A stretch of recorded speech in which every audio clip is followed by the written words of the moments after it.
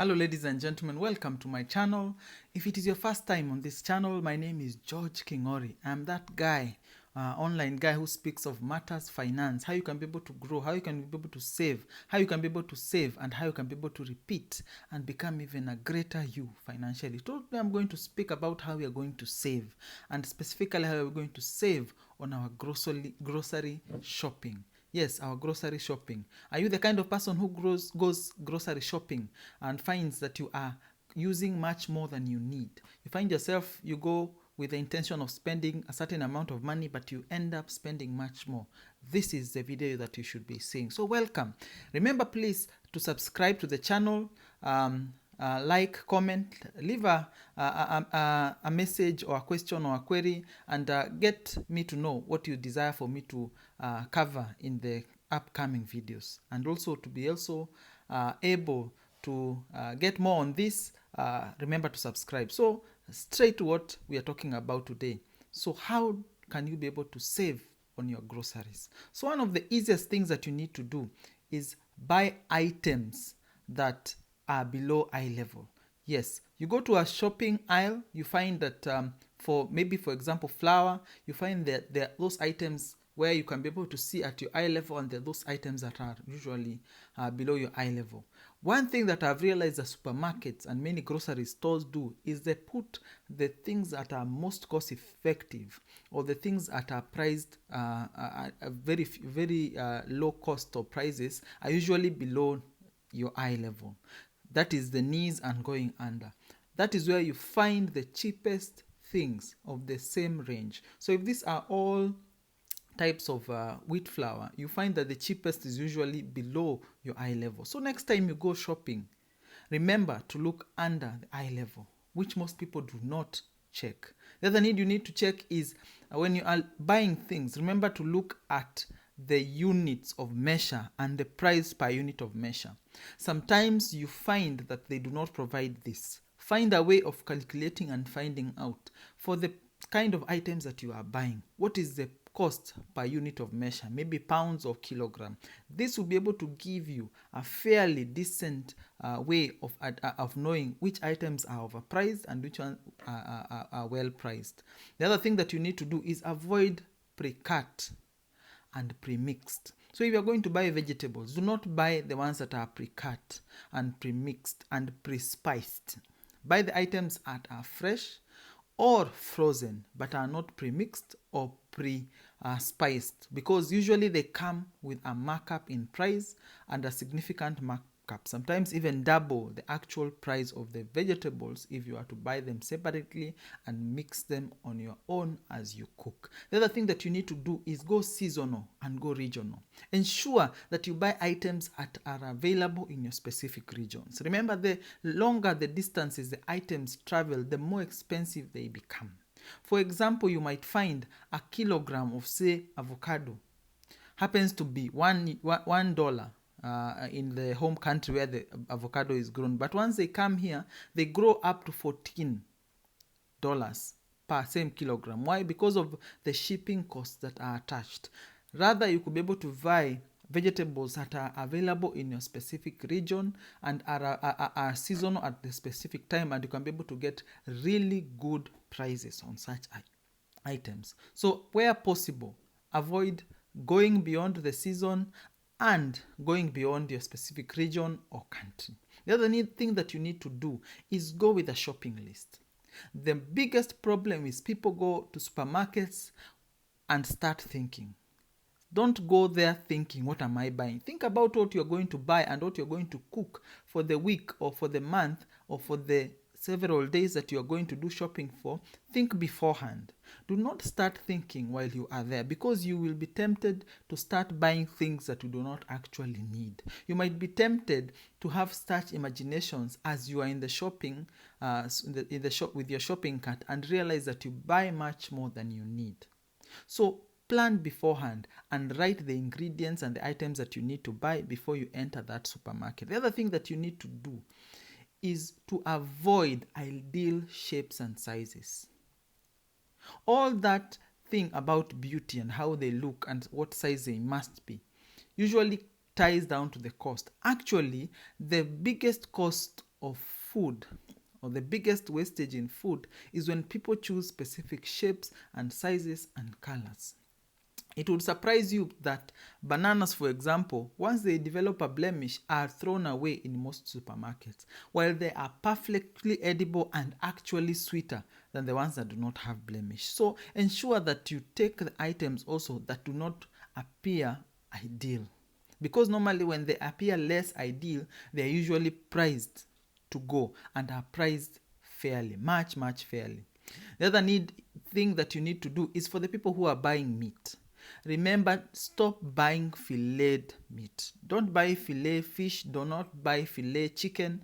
Do not buy filet beef or any other meat. Buy the full cut of meat with the bone inside. The reason being, one thing that you need to check with your local supplier of chicken. The filet is usually double. For the kilogram or the pound is usually double what you would pay for if it is a full chicken. You are able to save significantly. And remember, you can always use these bones to make broth and soup and other types of meals. So buy full with the meat, with the bones inside there, and each and every other thing. Remember, ladies and gentlemen, we are here to save money and not just to save on time. The other thing you need to do is buy bulk. Remember, the more things are packed in small portions, the more they become expensive. This is specifically true for the people who buy the small sachets of things. Just look, the price of the 50-gram sachet, if you equate it up to a kilogram for the specific item that is also packed in kilogram, the sachets become much more expensive because of the packaging cost. So where possible, and where you can be able to get things that are not perishable, buy in bulk. You will always win when you buy in bulk, especially for the grains and for the flours, for the sugar, for the salt and such things. So buy in bulk where possible. The other thing that you could explore that you are not exploring is frozen fruits. They might have a funny texture, but you will usually find that they are much cheaper than fresh produce, fresh fruits. So where possible, get the frozen ones, or the ones that have been pickled or preserved. They are usually cheaper, much cheaper than the ones that are fresh and available. Again, it's because of the costs of handling fresh produce. Then again, the items that are frozen are usually packed when it is seasonal and when they are most available. So they attract the lowest costs. Remember, it is usually cheaper to store frozen for the supermarkets. It's usually cheaper to store frozen than to transport fresh to the consumer. So think, ladies and gentlemen, and be able to cut down on your costs. The other thing that you need to do is have a meal plan. Have squared out meal plans to say maybe for a week or for 2 weeks. Say I'm going to need pasta, to make pasta dishes, need rice, and quantify the specific amounts down to a science. The reason why you'll be able to cut down on costs is because you will not buy excessive things, and specifically fresh produce that might be able to spoil. When you have food that is spoiling in your refrigerator, you are losing money.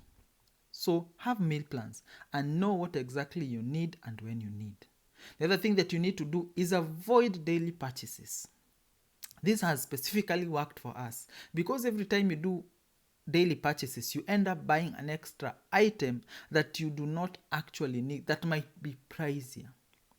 Remember, ladies and gentlemen, sometimes the items that you buy on a daily basis are in convenience stores, not in the major supermarkets. In convenience stores, the prices are usually higher because they are driving less volumes, and so they charge much more for an item that you might buy. So where possible, avoid daily shopping, and especially in convenience stores. In our local convenience store here, we realize that a packet of milk is usually double what you'll be able to get in the supermarket. So avoid daily purchase, and especially purchase when you need the item then. Because again, you might just go to that place that is usually a bit more expensive. The other thing that you need to do is avoid artisan shops. So if, for example, you're buying bread, avoid the local bakery. You are there to save costs. So avoid the local bakery. Go and buy supermarket bread. It might be less fresh, but it is usually a lot cheaper. Artisan shops charge a premium because they pride themselves in being able to do specific or hands-on bread baking.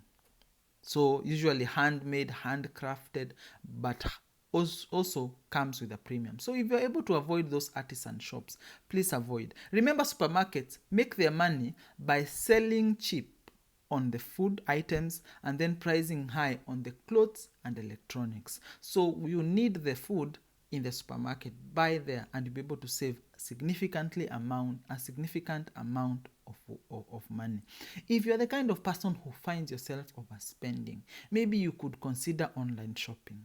Have a list and save your lists with your online shop, so that every time that you need to buy, you always retrieve that list. So you are able to avoid the temptation of going to buy things that are new or current or being promoted in the supermarket. So have an online list if you're the kind of person who is unable to resist temptation once you arrive at the supermarket. The other thing, ladies and gentlemen, is you need to have a way of being able to get to track your expenses, because if you are unable to track each and every amount that you spend, you are easily going to overspend. So track each and every purchase that you make. That is why I'm again specifying. Ensure that you have a way of buying things maybe weekly, at least weekly, so that you are able to have a specific knowledge. When things go up, when prices go up, you're able to know specifically, because you are tracking those expenses.